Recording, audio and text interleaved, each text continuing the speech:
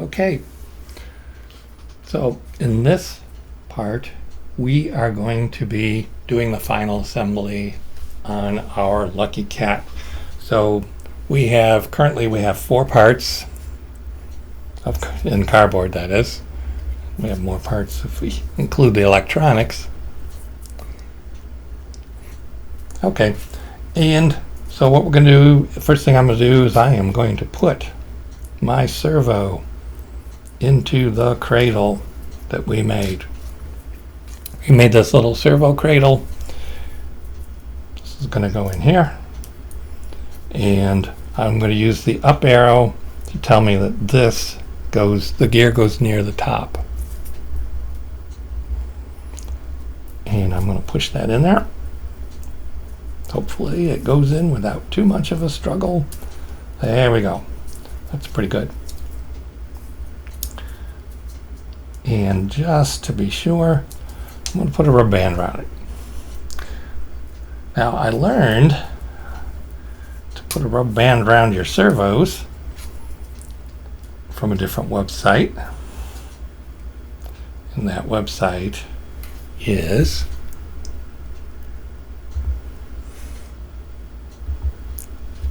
lofirobot.com. So this particular maker makes robots out of cardboard too, and he came up with this idea of using a rubber band around your servo to hold it into place. And I am just using it.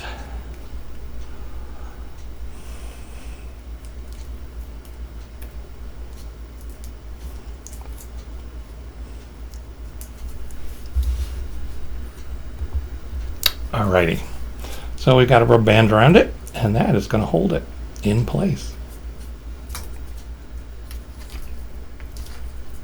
Very nice. Now we can glue this on to our Lucky Cat without getting glue all over the servo. I'm not a big fan of gluing directly to the servos. It ends up being kind of messy. Plus I like to reuse my servos over and over again. Okay, now the next thing we have to do is we need to put our servo horn onto our block of cardboard. And I made this width of 3 so that there's plenty of contact when we glue it into place. I'm going to put this so that the side that goes on to the gear is up. So put that right there. I'm going to get my famous diaper pin, which is basically just if you have a little nail, or if you just have a regular pin, that's fine. We just need to make a little hole. And what I'm going to do is I'm going to look through the middle of that at that cross, and I'm going to put it right there where it belongs. Alright, let's do that. I'm going to switch glasses because I am ancient. Alright, line it up. Bullseye. Let's mark it. Once. Twice. For 2 screws. And the screws are 2mm by 8mm screws. When you get a servo, the package will have 2 screws in it. You can't really see that. The package comes with screws. Usually there's 2 of the 2x8s, and 1 of the screws that go in the center. I'm not going to bother with putting a screw into the center, down in the center, to hold it in place. Usually you can just friction fit it and it'll hold okay for this particular project. So let's grab a screwdriver. Let's grab some of these screws, and let's get started.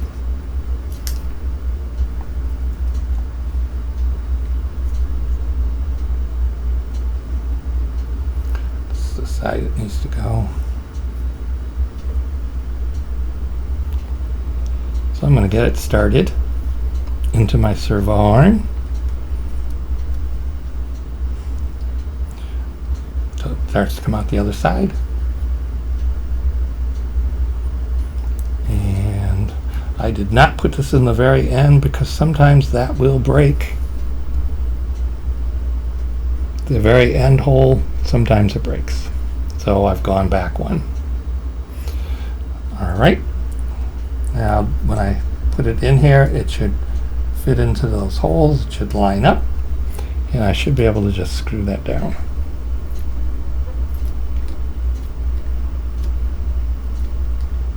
I do not want to strip the cardboard of threads as this goes in. So I'm just going to screw it in until it's reasonably close to the end. Doesn't need to be that tight to hold it into place. And there we go.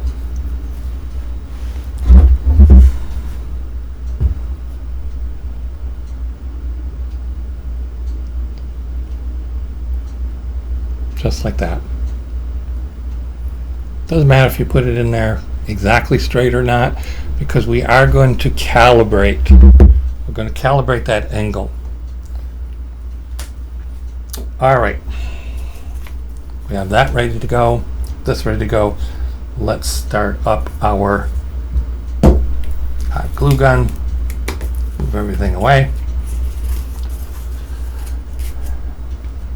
Now this particular hot glue gun leaks quite a bit, so I'm going to go ahead and start it and let it heat up. Now when we go to put this rain sensor in, our VL35 LOX, you're going to see that we don't really put it in all that aesthetically.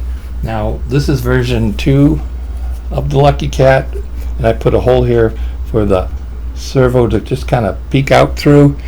That turns out not to be very reliable. The surface of this needs to be pretty much free and clear of obstructions, so even though it's not quite as pleasant looking, we are going to be putting it in and mounting it on the surface like that. That's just what we have to do in order for it to be reliably working. And to do that, now we're going to need some of these. These are DuPont cables. And usually you can get a whole bunch of these for pretty cheap. They come in different sizes, and usually they come as a ribbon, kind of like this has it all connected together, and you just peel them off. If you want them separate, you can actually leave them connected together if you want 3 of them or 4 of them. I've peeled these off, so that's a fine thing. And I'm going to put these through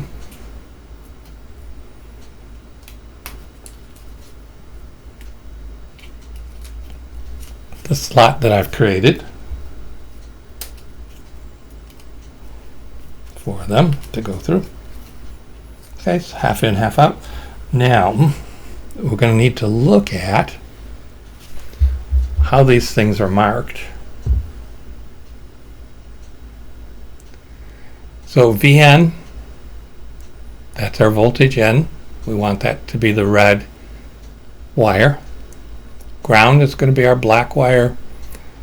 The clock, SC is for the clock. That's going to be orange. And our SD for data is going to be yellow. Okay, so let's connect those up. The other 2 pins don't matter at this point. We will use them in the next robot. So red is voltage, positive voltage. Black is ground. Orange is our clock, and yellow is our data. Let's go ahead and push that back in. And just go ahead and push that in like that.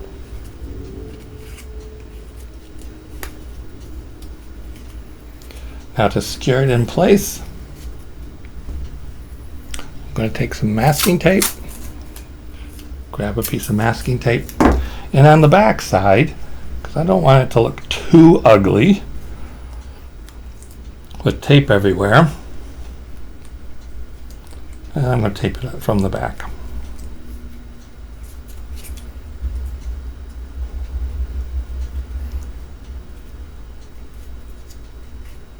Just to hold it in place. Squish it down. Turn off the extra. Okay, done. So there's our sensor in place. This is hot now. And as you can see, it's dripping everywhere. I do like this. But you know, because it's wireless, but it does leak like a sieve. All right, the proverbial sieve. I'm going to grab the hand, waving hand. Let's put that down. I'm going to grab the servo block, and I want it to go so that the servo is towards the body and at the edge, and I want it to be up like this. So it looks kind of funny, but that's where it needs to be. And I want it to line up right at the edge. So I'm going to put some glue here.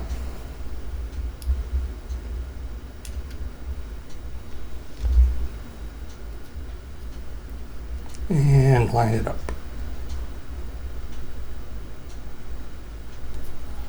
There we go.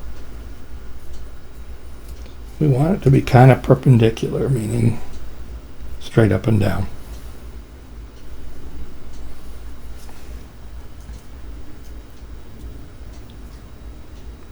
Okay, so that's the waving hand.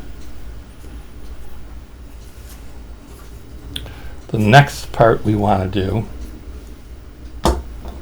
is our servo. And our servo is going to go with the gear towards the top. And before we attach it, we are going to use the microbit to help us with something. We want to set this as close to 90 degrees as we can. Now, what we learned in a previous video was that there's that little chip in there, and it uses 4,095 segments to do the pulse width modulation. It can be all on, it can be all off the time, all the time, or it can be on a little bit. Now, the pulse width is going to be 20 milliseconds. The variability, the total pulse width between cycles is going to be 20 milliseconds.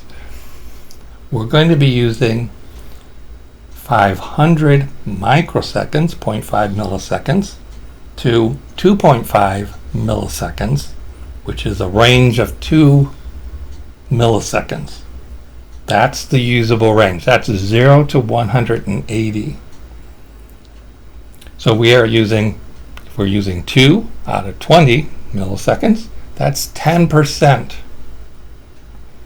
Which means that out of the 4,095 different segments that we can turn on and off, we're only using 409. So how does that impact our robot? Well, let's take 180 degrees right there. And let's divide that by 4009.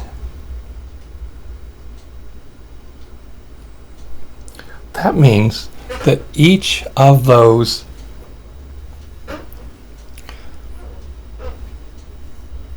move this over so you can see.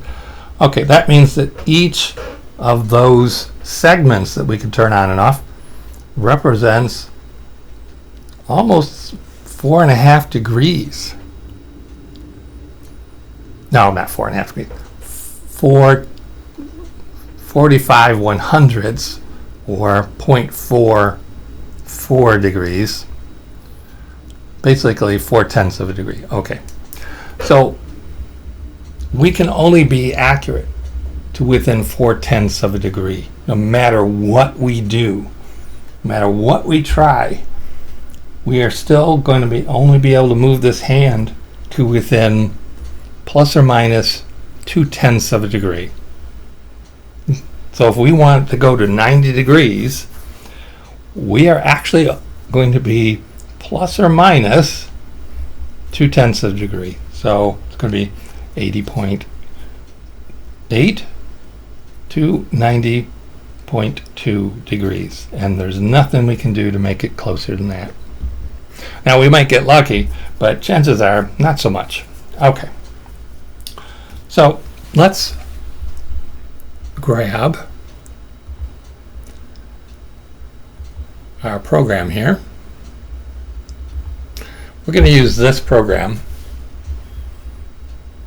to help us with this project, and we're going to have this. This is going to drive the PCA 9685 chip that we have. This represents the extension board, the expansion board that we're using. It has the servo 1, because the expansion board has the servos marked servo 1, S1, S2, S3. This is what it actually means when it gets to the board, to the chip, PCI 9685 chip. And so what we're going to do basically is set our angle to 90. We're going to initialize our microdriver. Remember that it's 126 for this particular expansion board to get close to that 50 hertz frequency. Set it to 90. And then we're going to move it back and forth 1 degree. And when we touch the pin logo, it'll show us what the angle is. Now, we're just going to use that 90 degree to begin with.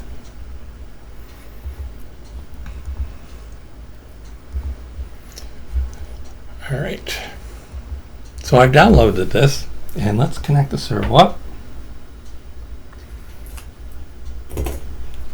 I've already got it on our microbit. Connect that to servo 1. Put our microbit in, and we need power. So I'm using 4 of these rechargeable AAA batteries. And in my battery holder, a little battery box here, I have an on-off switch. And I need that because when the batteries are in and you touch these two together, that's a bad thing. You're connecting batteries positive to negative, and that never ever goes well. Never ever. So let's go ahead and grab a screwdriver. Now this extension chip has 2 ways to get power in. It's got this barrel connector, and if you have something like this that'll produce 5 volts, you can plug that in. I'm going to be using the batteries because most of our projects will use the batteries. So I'm just going to go ahead and connect that in to begin with. So we need to notice,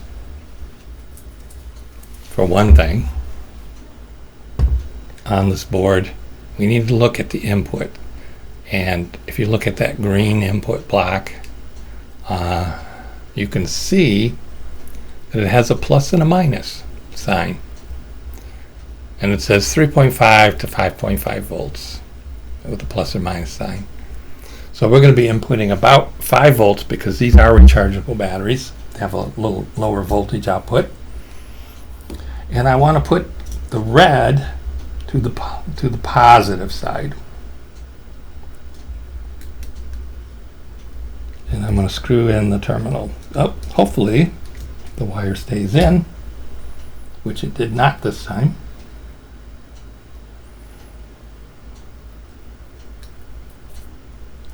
So let's try that again.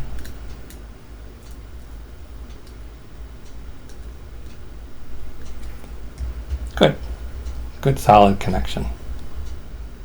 Put the black wire in for negative. Black is ground. On this board, it's the negative terminal. In, in. Okay. So when we turn this on, it's going to take our servo to, oh, now, I had the battery box switched off. I like these battery boxes that have an on-off switch because I can switch it off when I'm fiddling with the output wires. That way, if I accidentally touch them together, I'm not going to draw a spark. Turn that on. Now we can turn this board on, and this will go to 90 degrees. So I'm going to see that this is moving. Yes, it is moving. I moved it over to 105 degrees. I'm going to reset. That goes back to 90. Now I can turn this off.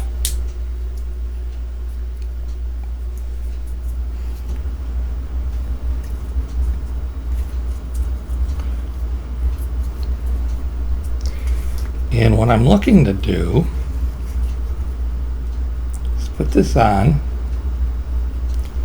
and put this where it makes sense.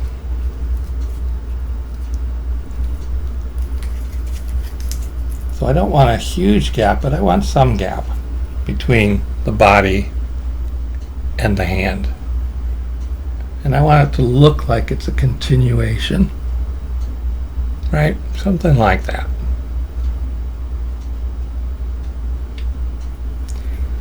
And this is, wait a minute. You know what? I'm going to do that differently.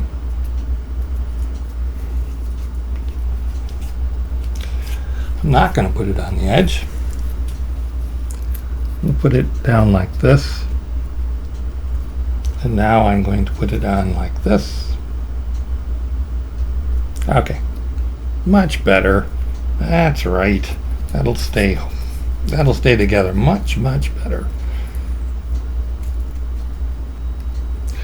Oh, except that it's not the right spot.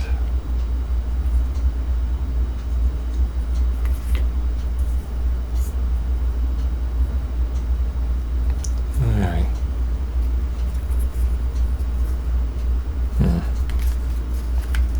Yeah, that's too far forward. No, it's not too bad. Not too bad. I just need to angle it a little bit when I glue it. So I'm going to find the spot. Now I have it marked for you, but you're going to probably not use that exactly. You're going to want to figure out where it actually belongs.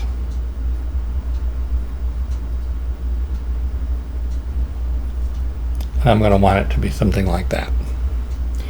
All right. I think I know where it's going. Time to put some glue.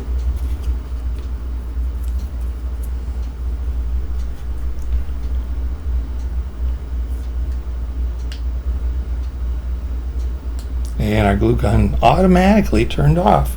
Now that was a feature I did not know it had. It automatically turned off. Marvelous feature, except that I was trying to glue this on right away, and I did not.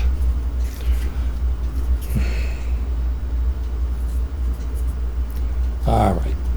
So this is going to be like this, close to 90 degrees as possible. Push it in nice and tight. And it's heated up. It must not have been off for very long. That's a good thing. Let's put some glue on. And I'm not going to put a lot of glue on because maybe I need to take it off. Just a little at the top, a little at the bottom for now. And I'm going to try and line it up as best I can so that it looks good.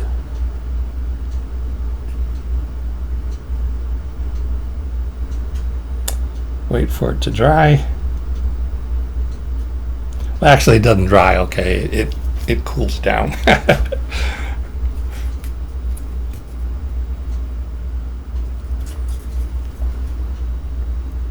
Alrighty. Let's see how this works. Turn on my microbit, and let's see if we can. There it goes. Now, as you're doing it forward, if you see the cardboard touching the other cardboard, you might need to do some cutting, some last-minute cutting.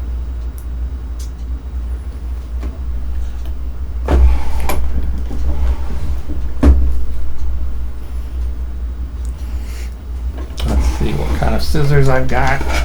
There we go.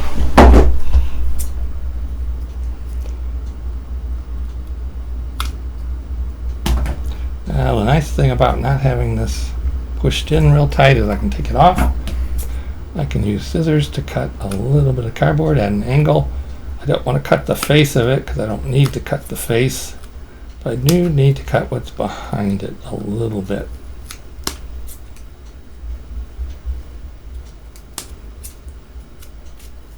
Put this back on. Make sure it's at 90.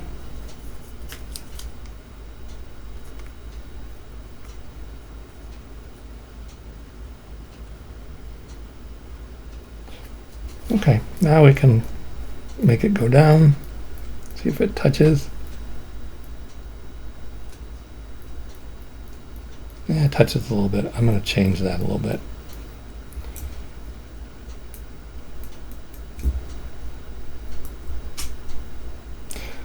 Alright, so what we're looking for is we're looking for the neutral position where it's relatively flat.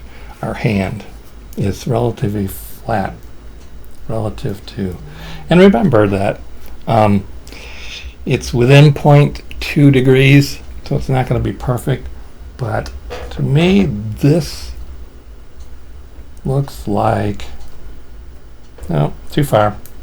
Let's go back a little bit. To me this looks like it is flat up and down, and so I'm going to push the pin. Oh, 90 degrees. Okay, that surprised me. I was not expecting it to be 90 degrees, but okay, I'll take it. I will absolutely take it. But it usually is at 90 degrees. Usually it's 80 something. Okay, so I think everything's glued, so now let's actually turn this off. All right, now let's turn our board off. How do we connect our rangefinder? Now remember, we're going to be using these pins over here on our board marked IIC, and they are marked VGCD. V is voltage, G is ground, C is clock, and D is data. And remember, what we're doing is we're going to go black is ground. So let's connect that up. Red is positive voltage. Let's connect that to V. Orange is our clock. Connect that to C. And yellow is our data. Connect that to D. All right. Now these wires tend to be a little bit stiff, and that causes this. One of the reasons why we can't just use a little cutout like this is because these wires tend to push this sensor all over the place, and that's fine. It's it's not too bad sitting there. It's okay. I'm okay with it. I hope you're okay with it. All right, so that is our setup. That is our final assembly. The next thing we need to do is to start programming the sensor and the servo other than just the calibration program. Okay, thanks for watching. I'll see you next time.